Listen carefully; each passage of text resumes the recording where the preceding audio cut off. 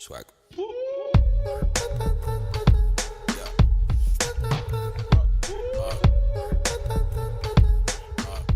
Hey guys, welcome to another episode of the Outkast Podcast. I'm here with my special guest today, ADREYN Cash. How you doing today, man? I'm good.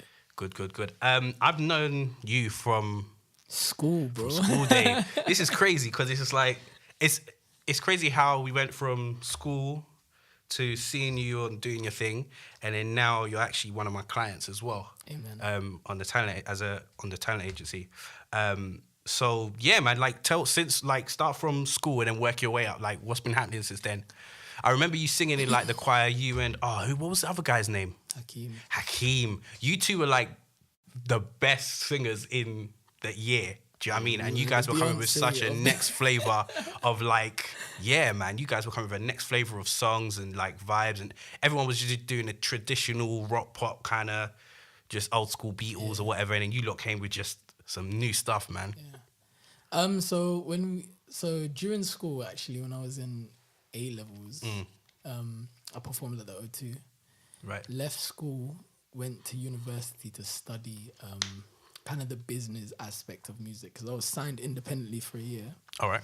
But I didn't know what they were supposed to do with the contracts once you're actually signed. Right. So one of my teachers, his wife was a backing singer for like the European stuff when John Legend would be over here. Uh-huh. So he said, go to uni and study commercial music because, you know, you get time to focus on your craft and then you also learn about the industry as well. Right. And you learn contracts and you learn all of that. And, you know, it's just perfect for you if you want to be an artist. Exactly.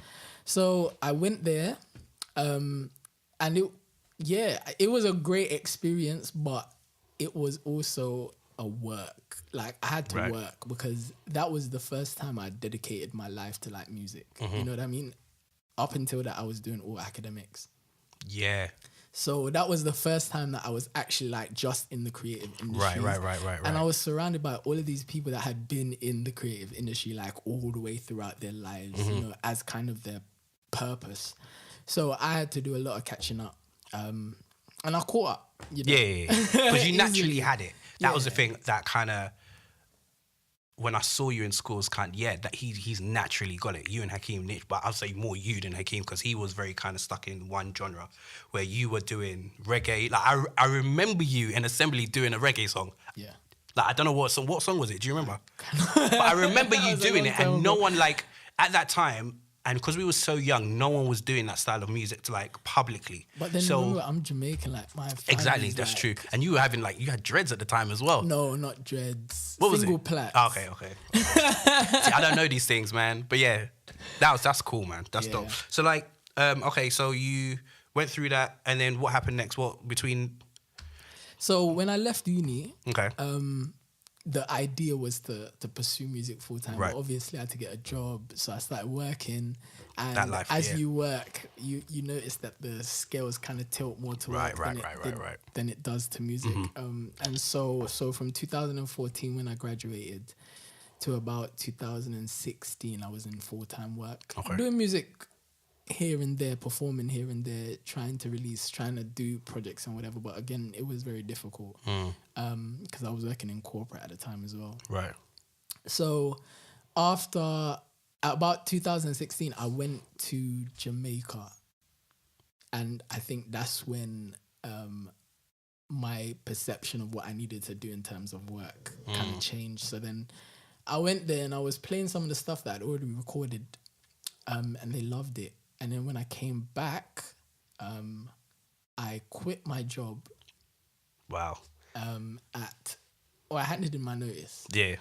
And then I was like, okay, I need some sort of income because I am a self-funded musician. So I was like, I need some sort of income. So what can I do? So I stayed in the job actually for about 3 months, and then you just kind of planning. And I cut myself down part-time planning, like thinking of all the stuff that I could do. Yeah. While spending all that extra time just working on music, working on performances and stuff. Then in December, when I'd finally handed in my final notice saying, yo, I'm leaving in a month, the audition. So Backchat literally landed at the end of November, I believe. Okay. And I remember seeing the thing and I was like, oh my days, that is lit. I love it. You know, I was like, I want to talk. Yeah. So my managers at the time, I was like, yo, how can I get in contact? Like, how, you know? So when I handed in my resignation now, funnily enough, about a week after I handed in my resignation, someone got to me on Twitter and they were like, yo, Backchat's auditioning and you're always tweeting about it, you're always talking about it. And they were like, reach out. So then I sent an email with like everything that I'd done to that point, because I'd done some acting, I'd done, you know, a lot of music and stuff like that. So I'd sent all of that into them and I was like, yo, look, I want to be on your show, you know, with some aspirations. And they got back to me. So literally, I quit my job and I started doing bus driving as a part-time thing so I could still keep the funds going in. And weirdly enough, I got the email on the same day that I started training for the buses that I got through to be on Backchat. That's crazy, man. And then the rest is, as they say, history. Right, I want to get into the whole bus thing because you're very open about, as much as you tell us like you left the corporate world and stuff, you're very open about, you know, the being a made kind of artist and, you know, going through that journey. And I remember when I started watching your bus rants on Instagram, like what was the process? Explain the process of like coming up with that idea and say, you know what, I'm actually going to share this part of my life with people, because not many artists would be that open. Do you know what I mean? Well, you know what? I didn't really have a choice because obviously being on Backchat is not like... That's true. It's not like I could make myself invisible when I was driving. So what I did to limit my exposure anyway was that I keep to like minimal routes. Like there's people there's people in the garage that they do like 700 routes. I don't do that. I do one main thing. Right. So everybody on that route, more or less, they know that I drive, right? But I like up until that point, like I'd been going viral on Twitter for driving the buses for months before that. Wow. Yeah, so like people would come on my bus, not realize, take pictures, you know, and then put it on Twitter or whatever, and then it would, you know, you'd just get thousands and thousands of messages like, oh my, you know, people would be cussing and then people would be defending and stuff like that. So it's not like it was something that was hidden anyway. Right. But in terms of the bus driver rants, it was like maybe frustration, maybe boredom. I think boredom, because I remember the first one I did was that like it was late, and I think I was doing like the latest duty on the route. Yeah. And when you're sitting there for like 15, 20 minutes waiting to pick up nobody, you're bored. And I was just frustrated because I was like, argh. Yeah. And then I saw something that I found quite funny. It was this girl and it was snow, because you remember earlier this year when snow wasn't supposed to be falling, I think it was Easter time. Yeah. And she had like this skimpy little shirt on. And I remember... Typical Londoners, man. Yeah, no, but I was so confused because I'm sitting on the bus, I'm freezing, and that's heater, right? Yeah. And she's walking in heels in the snow in his little top. And when I got to the... like I was thinking about it all the way to the stand, and I just got there and I was like... That's rude. It's cool, man. Anything goes here. Let's go. And then I thought I said in a Jamaican accent in my head, because I've gone through this stage now since 2016 where I'm chipping in and out of my Jamaicanness. Yeah.